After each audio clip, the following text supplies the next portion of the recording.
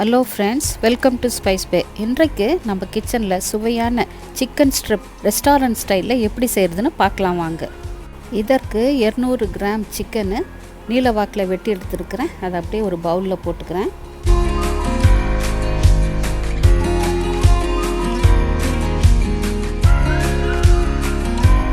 ஒரு டீஸ்பூனு உப்பு ஆட் பண்ணிக்கிறேன். கூடவே ஒரு டீஸ்பூனு சோயா சாஸு, ஒரு டீஸ்பூனு தக்காளி சாஸு, பிறகு அரை டீஸ்பூனு மிளகாய்த்தூள், அரை டீஸ்பூனு வெள்ளை மிளகுத்தூள், ஒரு டீஸ்பூனு இஞ்சி பூண்டு பேஸ்ட்டு, ஒரு முட்டையை அடித்து வச்சுருக்கேன், அதையும் போட்டு நல்லா மிக்ஸ் பண்ணி எடுத்துக்கலாம்.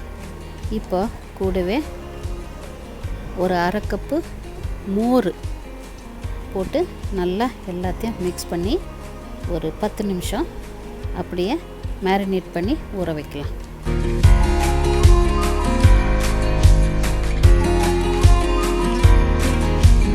ஒரு பவுலில் 1.5 கப்பு மைதா மாவு எடுத்துக்கலாம்.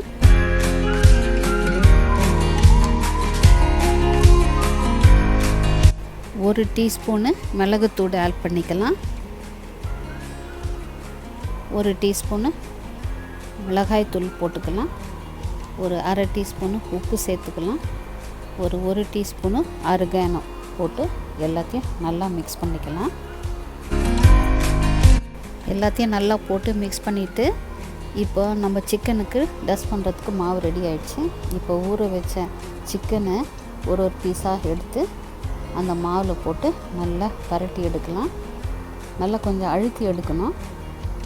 எக்ஸஸாக இருக்கிற மாவை நல்லா கொஞ்சம் உதிரி எடுக்கணும். பாருங்கள், இந்த அளவுக்கு நம்ம டஸ்ட் பண்ணி எடுக்கணும்.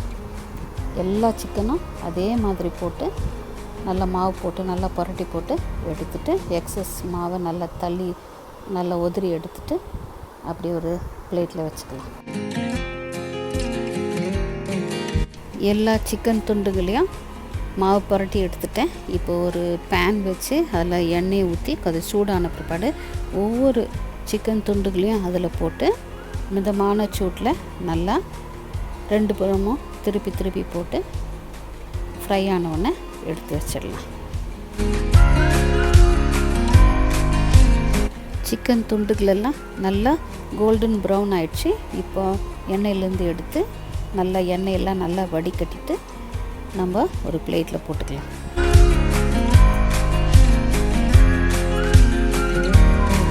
அவ்வளோதான் ஃப்ரெண்ட்ஸ், நம்ம சுவையான சிக்கன் ஸ்ட்ரிப் ரெடி ஆகிடுச்சு.